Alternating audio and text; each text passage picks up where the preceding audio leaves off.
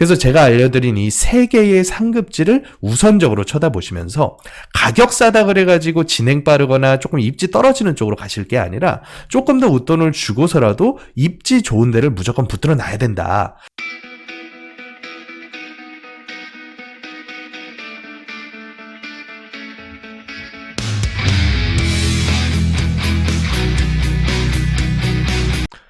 안녕하세요. 부동산 해결사 솔로몬입니다. 오늘은 강남구 일원동에 위치한 대청마을 모아타운 추진 지역들에 대해서 분석을 한번 해보려고 합니다. 해당 지역은 지난해에 제가 한 차례 집중적으로 다뤄드린 적이 있었는데 그때와는 구역계도 많이 바뀌었고요. 또 일부 구역은 후보지로 선정이 됐고 또 일부 구역은 구역 지정에서 고배를 마시는 것처럼 많은 상황의 변화가 있었습니다.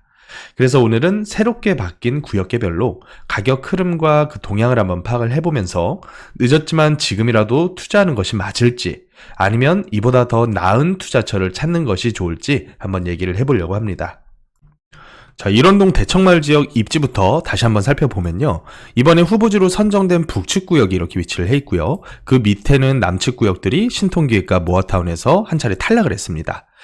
자, 입지적으로 봤을 때는 이보다 좋은 입지가 있을까 할 정도로 강남의 핵심 노른자 땅인데 일단은 3호선 역세권에 포함이 되어 있고요. 주변 모든 지역들이 재건축 단지들로 둘러싸여져 있습니다. 그 외에 연접해 있는 지역들은 이미 재건축이 완료된 신축으로서 굉장히 단단하게 강남구의 전반적인 시세를 이끌어 나가고 있는 단지들이죠. 거기다가 다음 장이 제대로 열리게 되면 이제 대치동에 있는 음마라던가 미도 같은 대형 대규모 단지들도 전부 다 재건축이 진행이 될 예정이기 때문에 그와 발맞춰서 같이 갈 수 있는 지역이다라고 생각하시면 되겠고요. 또 한편으로 이쪽 지역들에서 이주 수요가 발생을 하게 되면 그 이주 수요를 빨아들이면서 굉장히 큰 폭의 프리미엄을 형성할 수도 있는 그런 지역 중에 하나가 대청마을이다 보시면 될 것 같아요. 자, 그리고 서울시에서 새롭게 발표한 서울 도시계획상에 이 지천 르네상스라는 단어를 언급을 했는데요. 과거 오세훈 서울시장께서 재임하셨던 2000년대 초중반 시절에는 한강변에 대한 인센티브를 많이 높여주는 한강 르네상스 계획을 발표를 했었습니다. 그런데 이번에는 그 범위를 넓혀서 서울의 4대 지천 중에 하나인 이런 탄천 같은 지역의 수변 공원을 활성화시키고 또 그 지역에서 추진하는 여러 가지 개발 사업들에 대한 인센티브를 보다 높여주겠다라고 하는 그런 개발 계획을 다시 한번 발표를 했죠. 그렇다 보니까 삼전동 같은 지역들이 굉장히 주목을 받았었고요. 또 한편으로 기존부터 재개발에 대한 아주 많은 기대가 있었던 대청마을 같은 지역들은 지분가로 봤을 때 1억을 넘어서서 훨훨 날아가 버렸습니다. 그래서 이 입지로 봤을 때는 강남권에서 유일하게 모아타운 후보지로 지정된 지역이면서 또 진행이 됐을 경우에는 학군지와 강남권 출퇴근이 용이한 대규모 단지가 들어올 수 있는 굉장히 좋은 입지다라고 생각하시면 될 것 같습니다. 자, 2021년부터 아주 초창기에 추진됐었던 구역계입니다. 이때 당시에는 ABCD 구역으로 총 4개 구역이 3080 플러스 도심 복합 사업을 추진을 시작을 했었습니다. 많은 지역들이 이 도심복합 사업의 매력에 처음에는 굉장히 혹했었습니다. 그 이유를 간단하게 살펴보면 도심복합 사업은 용적률 인센티브와 더불어서 종상향까지 약속을 했었고요. 또 진행에 있어서는 속도도 빠르다는 신통기획의 장점과 공공의 지원을 많이 해준다는 모아타운의 장점까지 합쳐진 굉장히 좋은 사업으로 홍보가 들어갔었어요. 하지만 그 뚜껑을 열어보니까 사실 도심복합 사업이 조합원 개개인의 소유권을 너무 많이 제한하는 측면이 좀 있었습니다. 첫 번째로는 조합이 구성되더라도 그 조합의 의견대로 사업이 흘러가는 것이 아니라 공공시행자의 의견이 너무 많이 개입된다는 측면이 있었고요. 또 만약에 지어져서 인센티브를 많이 받더라도 이렇게 강남구 핵심 좋은 지역에다가 임대주택 비율을 너무 많이 넣어야 된다는 그런 단점도 있었죠. 또 하나 굉장히 크리티컬한 단점이 뭐였냐면 민간 사업의 일종인 모아타운 같은 경우에는요. 후보지로 선정된 이후라도 종전 조합원 물건들은 얼마든지 자유롭게 거래를 할 수가 있습니다. 그런데 도심복합 사업은 후보지로 선정된 이후에 거래를 하게 되면 전부 다 현금 청산 대상이라고 겁을 주고 있단 말이죠. 자, 그래서 과거에 도심복합 사업을 추진했었던 이런 일원동 같은 지역뿐만 아니라 이미 후보지까지 선정된 지역들도 최근에는 도심복합 사업을 안 하려고 하고 있어요. 차라리 이거 해제해버리고 우리끼리 모아타운이나 신통기획 재개발로 추진하자 하는 움직임이 서울시 곳곳에서 굉장히 늘어나고 있습니다. 일원동 역시 마찬가지인데요. 일원동도 구역계를 많이 틀어버렸습니다. 총 4개 구역이었던 구역계를 A, B, C, D, E까지 5개 구역으로 바꿨고요. 그 중에서 북측 구역, A, B 구역이었던 구역들은 모아타운으로 3차 후보지 선정까지 됐습니다. 자, 그런데 밑에 있는 2개 구역은 현재 모아타운 후보지에 탈락한 구역이 하나가 있고요. 또 C구역이었던 구역은 신통기획으로 도전을 했다가 신통기획에서 탈락을 해버렸습니다. 그래서 결국에는 현재 남측과 북측으로 나뉘어져서 북측 같은 경우는 모아타운 후보지로 어느 정도는 굴러가고 있는 반면에 하단 같은 경우에는 다시 한번 재도전을 해야 되는 그런 상황에 놓여졌다라고 보시면 될 것 같아요. 자, 다음으로는 데이터 분석을 통해서 가격 흐름과 분위기를 좀 파악을 해보면 좋을 것 같습니다. 자, 강남 전체의 분위기 중에서 일원동과 비견될 만한 지역 몇 군데를 한번 살펴보면 일단 추진을 시작한 개포 사동을 볼 수가 있겠죠. 그래서 개포동 일대 같은 경우에는 아무래도 일원동보다는 조금은 가격이 낮게 형성이 되고 있습니다. 개포사동 같은 경우는 어쩔 수가 없습니다. 여기는 노후도 자체가 모아타운 이외에는 아직은 추진하기가 어려운 상황이기 때문에 모아타운이라는 하나의 옵션만은 쥔 그런 지역으로서 가격이 조금 낮게 형성이 되고 있고요. 물론 옆에 위치한 서초구 양재동보다는 조금 더 가격이 세게 흘러가고 있는 지역입니다. 그리고 또 역삼동 같은 지역도 한번 보면 역삼동도 현재 모아타운 추진하고 있는 지역들이 있죠. 그런데 역삼동도 가격대가 일원동보다는 옵션이 작아서 그런지 조금은 약하게 흘러가는 모양새가 좀 보이고 있습니다. 자, 그런데 일원동의 현재 모습을 좀 보면 일원동은 전체 지역들이 전부 다세대 매매가로 10억대를 넘어서서 거래가 되고 있고요. 또 지분가 같은 경우에도 단독 다가구의 평당 지분 가격이 2022년도까지는 6천을 넘어섰습니다. 그러다가 최근 들어서는 아주 작은 거래긴 하지만 거래가가 한 5천만 원대까지 떨어지고 있는 것을 볼 수가 있고요. 또 다세대의 평당 지분가 역시도 후보지가 지정되고 동의서 걷는 움직임이 굉장히 거셌던 2022년 초중순까지는 1억 2천까지도 평당 거래가가 있었습니다. 그런데 최근에는 1억 원저리까지 내려왔다가 또 한 차례 주저앉아서 거의 8천만 원대로 수렴하는 모습을 보이고 있어요. 자, 그렇다면 모아타운 후보지로 이미 지구 지정된 북측 구역과 나머지 구역을 한번 비교를 해보겠습니다.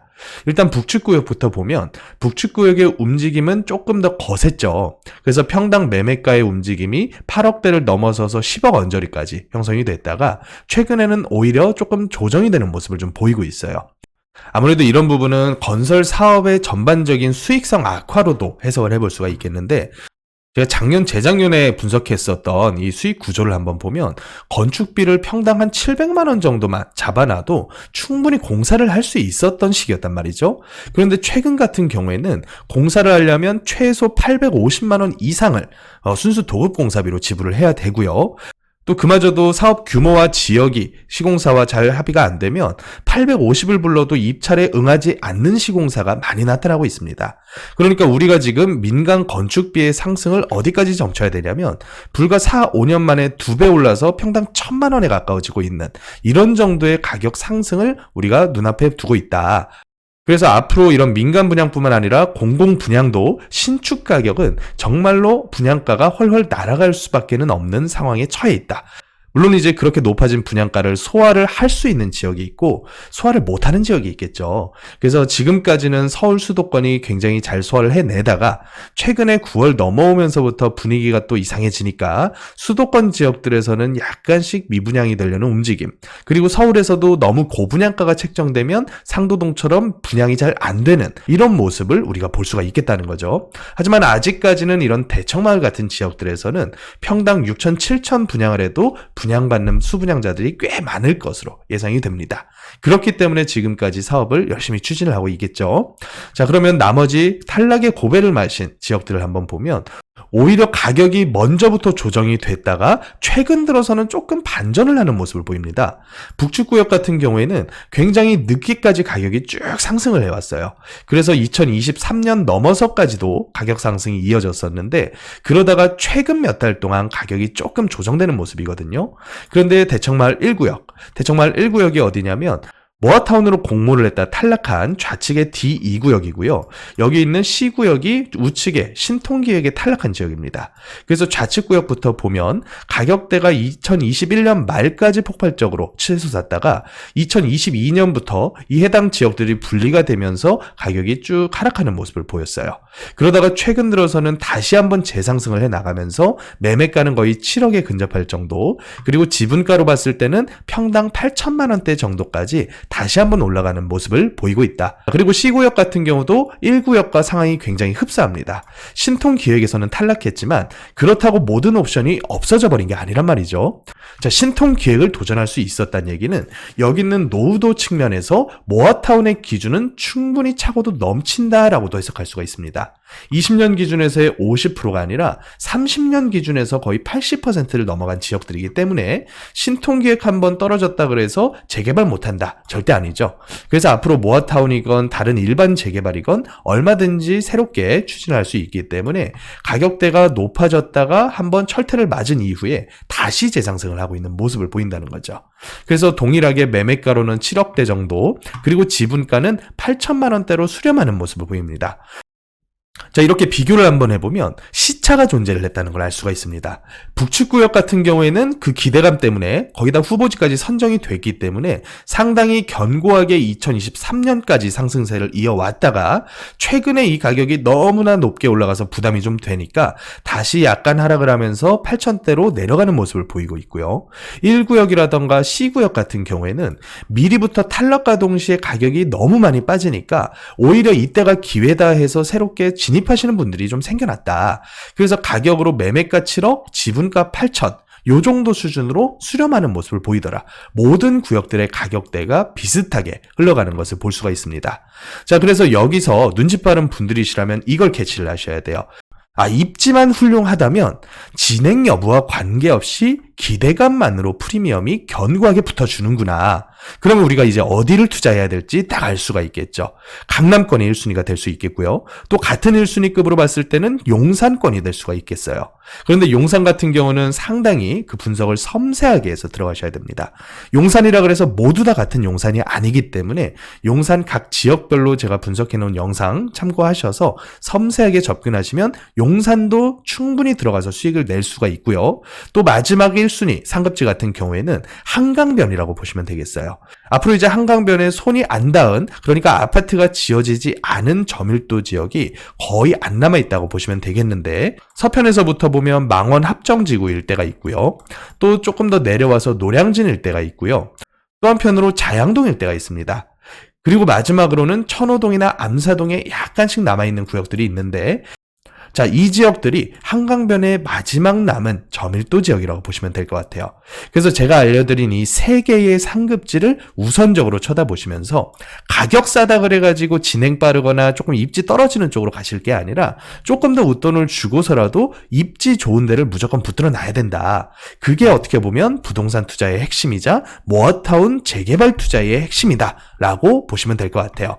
그래서 대청마을 한번 총 정리를 해보면 북측 구역이 피가 1억가량 조정이 됐지만 그렇다고 하더라도 나머지 구역 밑으로 내려간 것이 아니라 후보지에서 탈락한 나머지 구역과 거의 이제 가격 라인이 흡사해지는 과정을 거치고 있다. 그래서 이런 관점으로 봤을 때는 진행을 누가 먼저 하고 늦게 하냐의 차이보다는 입지에다가 더 집중적으로 우리가 관심을 가져야겠다. 알 수가 있었고요. 한 가지 좀 우려스러운 점은 지금 모아타운 추진 지역들의 구도가 양강으로 갈리고 있습니다. 한쪽 측면은 실거주하지 않는 투자자 입장에서의 추진 의사가 있는 분들이고요. 또 한 측면에서는 오랫동안 거주해 오신 건물을 지닌 실거주민들의 입장입니다. 물론 정치권에서는 이 양쪽을 다 무시를 할 수는 없는 상황이에요. 투자자가 더 숫자는 많겠죠. 아무래도 투자자라고 했을 때는 건물보다는 작은 다세대를 가지고 참여하시는 분들이 많을 테니까 이 투자자가 숫자는 많아서 정치권에서도 절대 무시를 할 수는 없습니다. 하지만 문제는 저는 뭐라고 생각하냐면 이 개별 투자자분들의 거주 지역의 문제라고 봐요. 만약에 해당 투자자분들이 모두 다 강남구에 사시는 분들이 이런동에 투자를 했다면 당연히 정치권에서는 표가 더 많은 투자자의 손을 들어줄 수밖에 없겠죠. 하지만 실제로는 이 투자자가 모두 다 강남에 거주하신다는 보장이 없죠. 하지만 실거주자분들은 모두 다 그 지역에 사시는 분들이란 말이죠. 그래서 숫자는 적더라도 이분들의 표를 더 의식을 할 수도 있는 게 어떻게 보면 정치권의 생리라고 저는 보여집니다. 그래서 사실 이 두 부류 간의 갈등을 최소화하는 관점에서 이 후보지 지정이라던가 진행 방향이 갈리리라 판단이 되는데, 이렇게 됐을 때 경제적인 논리로 접근을 해야겠죠. 무조건적으로 숫자가 적은 실거주민을 무시하면서 사업을 진행해서는 답이 안 나오고요. 상당히 많은 사업 이익을 실거주하면서 건물을 소유하고 계신 분들께 몰아주는 형태로 사업을 진행을 해야 이 반대가 어느 정도 극복이 되지 않을까라는 생각이 좀 듭니다. 그래서 최근에는 이런 평가 방식에 있어서도 통건물 지니신 분들의 손실을 최소화하는 방면으로 그 평가 금액을 조정하는 움직임까지 좀 보이고 있다 보니까 이 실거주민들의 반대가 점차 극복해 나가는 과정 속에 있겠다라고 생각이 좀 듭니다. 어찌됐든 지금은 대청마을이 가격대로만 보면 지분가 8,000대다 보니까 과거보다는 상당히 얌전해진 게 현실이에요. 그래서 지역적으로 비교해 봤을 때 비슷한 가격대를 자랑하는 지역은 반포동이라던가 아니면 역삼동이라던가 혹은 용산에 위치해 있는 서계, 청파, 원효로 같은 지역들, 이런 지역들이 지분가가 8,000대로 현재 수렴을 하고 있고요. 또 한편으로 동후암동 쪽에서 현재 구역계가 묶여있는 지역들이라던가 아니면 합정동에 후보지 선정된 지역이라던가 이런 지역들, 상급지 지역들이 대부분 다 8천에서 1억대 정도로 가격대가 수렴하는 모습을 보이고 있어요. 자, 그래서 너무 비싸다라고 생각할 수도 있는데 오늘 제가 설명드린 것처럼 우리는 입지라고 하는 변치 않는 가치에다가 배팅을 할 필요가 있다라고 마지막으로 정리를 하면 좋을 것 같습니다. 보다 더 자세하고 또 집중적인 투자 전략을 수립하고 싶으신 분들께서는 토요일에 있는 세미나, 다음 주 토요일에 있는 세미나에 미리 사전 예약해 주시고 꼭 참석해 주시면 감사하겠습니다. 지금까지 부동산 해결사 솔로몬이었습니다.